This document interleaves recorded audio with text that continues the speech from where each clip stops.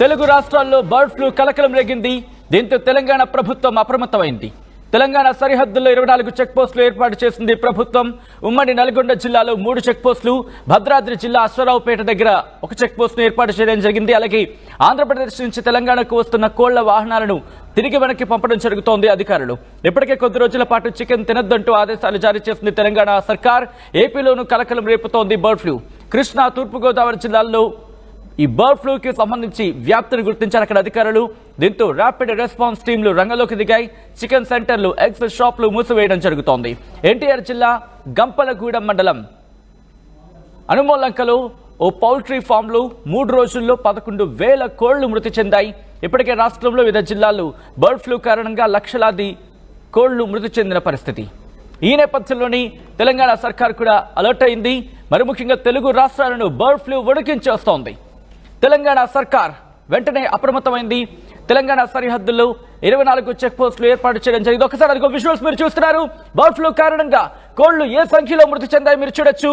వాటన్నిటిని కూడా ట్రాక్టర్లతో వాటిని తరలిస్తున్న విజువల్స్ మీరు చూస్తున్నారు. ఈ కథనం మిమ్మల్ని కాస్త కలవరపరచొచ్చు. అయితే మిమ్మల్ని కలవరపాటు గురి చేయడం ఆర్టీ ఉద్దేశం కాదు. కానీ ఇటువంటి కథనాలు చూసినప్పుడు కాస్త కలవరపడే అవకాశం ఉంటుంది. కాబట్టి దీనికి సంబంధించి తగిన జాగ్రత్తలు తీసుకోవాలని ఆర్టీవీ సూచించడం జరుగుతోంది. యజమానులే వాటిని అక్కడి నుంచి తరలించేసి పౌల్ట్రీ ఫార్మ్స్ ని పూర్తిగా క్లీన్ చేస్తున్నారంటే ఏ స్థాయిలో బర్డ్ ఫ్లూ వ్యాపిస్తుందో అర్థం చేసుకోవచ్చు. ఈ నేపథ్యంలో కొద్ది రోజుల పాటు చికెన్ కావచ్చు, ఎగ్స్ కావచ్చు తీసుకోవద్దంటూ కూడా ఇటు ప్రభుత్వాలు కూడా ఆదేశాలు జారీ చేస్తున్న పరిస్థితి. తెలుగు రాష్ట్రాలు ప్రజలకు ప్రభుత్వం హెచ్చరికలు జారీ చేస్తోంది బర్డ్ ఫ్లూకి సంబంధించి. అవును, బర్డ్ ఫ్లూ వ్యాపిస్తోంది. ఈ నేపథ్యంలో మీరు చూడొచ్చు, ఇది కల్పించిన వార్తో లేకపోతే సృష్టించిన వార్తో కాదు. మీ కళ్ళ ముందు మీరే చూస్తున్నారు. అవన్నీ కూడా కోళ్లు.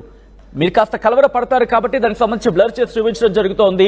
పౌల్ట్రీ ఫామ్ యజమానులై వాళ్ళంతటా వాళ్ళే ఆ కోళ్లను తరలించేస్తున్నారు.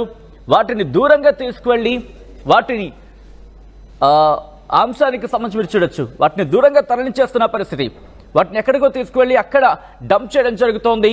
ఆ తర్వాత మట్టి వేసి కప్పివేయడం జరుగుతోంది. విజువల్స్ మీరు చూస్తున్నారు. జేసీబీలు, అదిగో ర్యాపిడ్ రెస్పాన్స్ టీం రంగంలోకి దిగాయి. విజువల్స్ మీరు చూస్తున్నారు. ర్యాపిడ్ రెస్పాన్స్ టీంలు రంగంలోకి దిగి పర్యవేక్షించడం జరుగుతోంది. ఏం జరుగుతోంది, ఎక్కడెక్కడ ఎలా వ్యాపించడం జరుగుతోంది, అసలు ఏం జరుగుతోందో తెలుసుకునే ప్రయత్నం చేస్తున్నారు. ఏపీలోని కోళ్ల ఫారాలను కూడా ఖాళీ అవుతున్న పరిస్థితి.